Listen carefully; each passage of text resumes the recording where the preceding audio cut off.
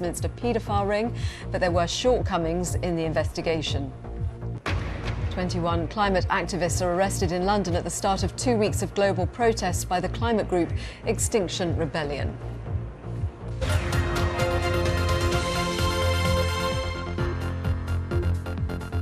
I'm Dharshini David. In the business news, Thomas Cook customers face further frustration as many of them struggle with the website for claiming refunds for booked holidays. That's within hours of it going live. Around 800,000 customers were due to travel with the company in the coming months.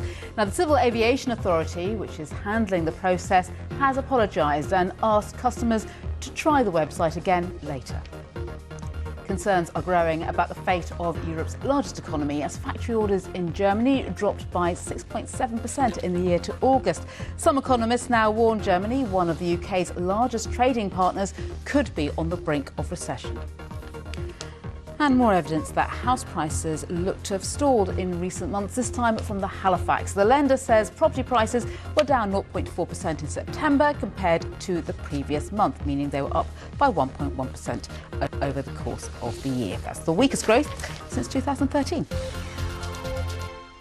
Now, could Eddie Stobart be about to have a new owner? DBay Advisors, which is its third largest shareholder, has until 5 p.m. today to make an offer or back off for 6 months. Now, the trucking company, which is known for its distinctive red and green vehicles, has had a pretty torrid few months after admitting an accounting error, issuing a profit warning and seeing trading in its shares suspended. It's also lost its boss too. So where did it all go wrong? Well, Gavin Pearson is an expert on forensic accounting and investigations. He's from Quantuma. Good afternoon to you. It's, as I say, it was a pretty troubled time, wasn't it? They admitted to finding what they called a £2 million accounting error. How do these things happen?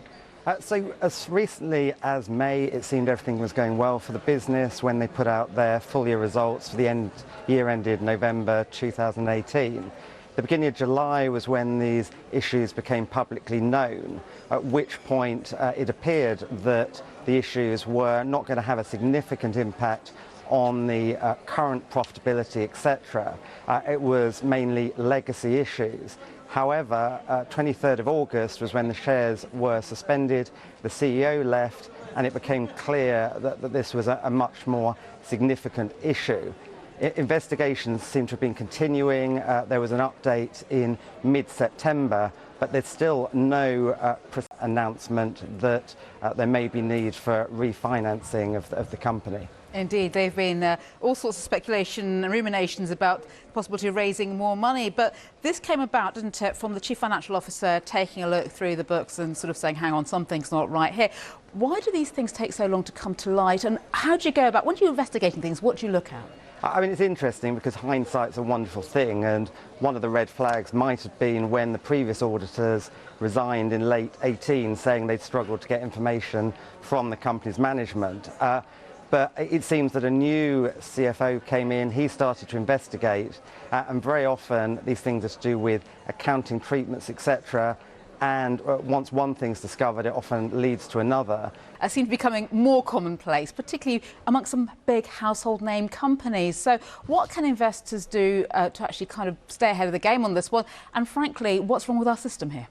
I think that there's a number of questions there. I think it's difficult for investors, but obviously a degree of scepticism when looking at accounts, and particularly accounting policies that are applied in the accounts, is quite important because those policies can impact on the numbers.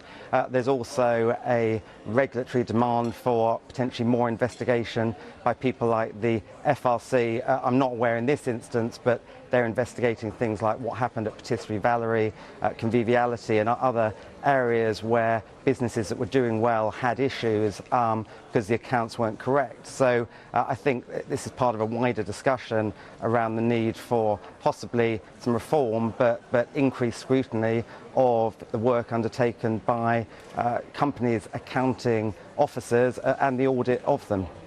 Gavin, as you say, we could talk much more about this, but we're going to have to leave it there, I'm afraid. It's been great to talk to you. Thank you. Thank you very much. Now, just to remind you about a new business programme that's happening every weekday here on BBC News. Sally Bundock has the details. Work Life is our new programme about your work, your business, your life and everything in between. We'll be looking at how to handle the challenges, frustrations and opportunities and talking to those in the know to help you thrive in the modern workplace. Join me for Work Life here on BBC News.